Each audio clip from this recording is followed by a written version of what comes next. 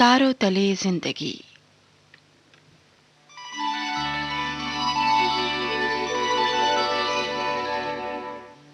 तारों तले जिंदगी। इस सीरीज में हम आपके लिए लेकर आए हैं हिंदी साहित्य जगत की कुछ चर्चित कहानियों और उपन्यासों पर केंद्रित नाट्य वाचन। इस कड़ी में प्रस्तुत है मुंशी प्रेमचंद का लिखा चर्चित उपन्यास प्रेमा।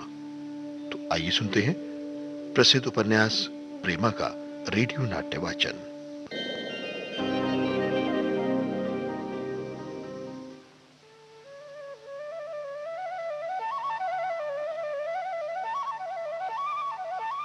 प्रेमा की मां बहुत दिनों से बीमार थी और पुराने विचारों की वृद्ध महिला थी। उनको प्रेमा का अमृत राय के साथ प्रेम पत्र भेजना एक आंख ना भाता था। फिर भी वो अमृत राय को अपना दामाद समझ बैठी थी। अब सुनते हैं प्रेमा रेडियो नाट्य वाचन की छठी कड़ी।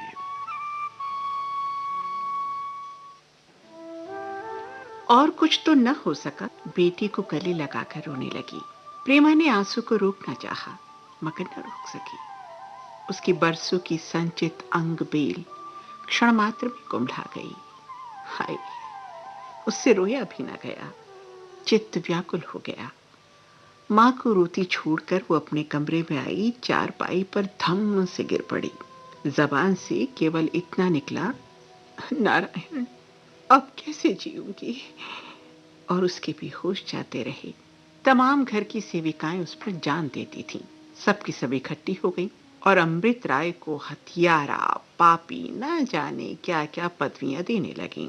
अगर घर में कोई ऐसा था जिसको अमृत राय के विधर्मी होने पर विश्वास नहीं आया, तो वो प्रेमा के भाई बाबू कमला प्रसाद थे। बाबू साहब बड़े समझदार व्यक्ति थे। उन्होंने अमृत राय के कई लेख पढ़े थे और वो जानते थे कि धर्म के बारे में अमृत राय की अलग अलग विचारधारा है।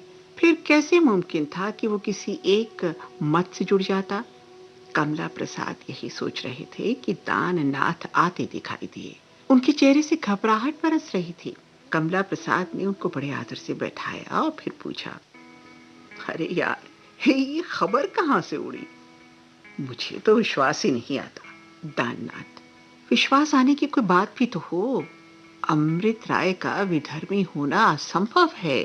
हाँ, वो सुधारक मंडली से जरूर जा मिले हैं। मुझसे भूल हो गई कि ये बात तुमसे न कही।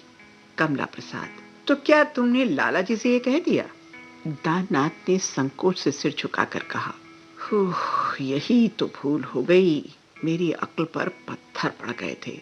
आज मैं शाम को जब अमृत राय से मुलाकात करने गया तो उन्होंने बात बात में कहा कि अब मैं शादी नहीं करूंगा।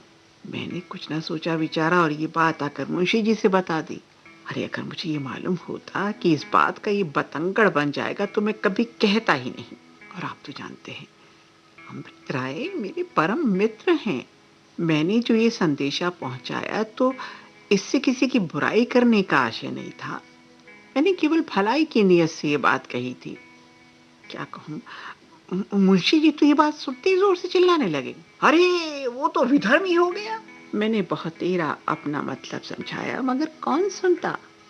और यही कहते मूर्छा खा के गिर पड़े। कमला प्रसाद ये सुनते ही लपक कर अपने पिता के पास पहुंचे। वो अभी तक बेसुध थे। उनको होश में लाए और दाननाथ का मतलब समझाया और फिर घर पहुंचे। उधर सारे मोहल्ले की स्त्रियां प्रेमा के कमरे में इकट्ठी हो गईं और अपने अपने विचार के अनुसार उसको सचेत करने की तरकीबें बताने लगी। मगर अब तक किसी से कुछ न बन पड़ा। निदान एक सुंदर नवयौवना दरवाजे से आती दिखाई दी। उसको देखते ही सब औरतों ने शोर मचाया, अरे पूर्णा आ गई, पूर्णा। अब रानी को चेत आ जाएगी। पूर्णा एक सरल स्त्री थी। उसकी उम्र केवल 20 वर्ष की होगी। अति सुशील और रूपवती। उसके बदन पर सादी साड़ी और सादे गहने बहुत ही भले मालूम होते थे।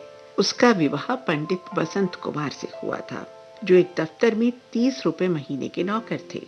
उनका मकान पड़ोस में ही था। पूर्णा के घर में दूसरा और कोई नहीं था। इसलिए जब 10 बजे पंडित जी दफ्तर को चले जाते तो वो प्रेमा के पास चली आती। और दोनों सखियां शाम तक अपने अपने मन की बातें कहा सुना करती। प्रेमा उसको इतना चाहती थी कि यदि वो कभी किसी कारण से ना आ पाती तो वो स्वयं उसके घर चली जाती। उसे देखे बिना उसे कल न पड़ती थी। पूर्णा का भी यही हाल था। पूर्णा ने आते ही सब स्त्रियों को वहां से हटा दिया। प्रेमा को इत्र सुंघाया, कीवड़े और गुलाब का छींटा मुंह पर मारा। धीरे धीरे उसके तलवे सहलाए, सब खिड़कियां खुलवा दी। और इस तरह जब ठंडक पहुंची तो प्रेमा ने आंखें खोल दी। चौंक कर उठ बैठी। बूढ़ी माँ की तो जैसे जान में जान आई। वो पूर्णा की बलाएं लेने लगी। बड़ी देर में सब स्त्रियां प्रेमा को आशीर्वाद देते हुए अपने अपने घर चली। बस पूर्णा रह गई। जब एकांत हुआ तो उसने कहा, अरे मेरी प्यारी प्रेमा, आंखें तो खोलो। अरे क्या कैद बना रखी है तुमने अपनी? प्रेमा ने बहुत धीरे से कहा, हाय सखी, मेरी तो सब आशाएं मिट्टी में मिल गई। पूर्णा बोली, मेरी प्यारी, ऐसी बातें ना करो, जरा दिल को संभालो और बताओ, तुमको ये खबर कैसे मिली?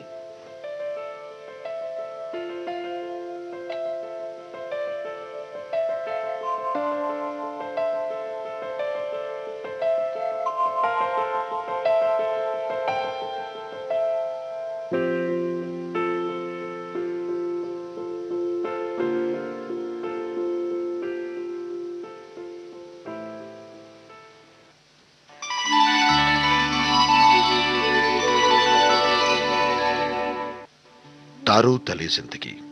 इस क्रम में अभी आप सुन रहे थे मुंशी प्रेमचंद का लिखा उपन्यास प्रेमा का रेडियो नाट्य वाचन। स्वर डॉक्टर ऋतु राजपूत का था और प्रस्तुतकर्ता थी काजल सूरी।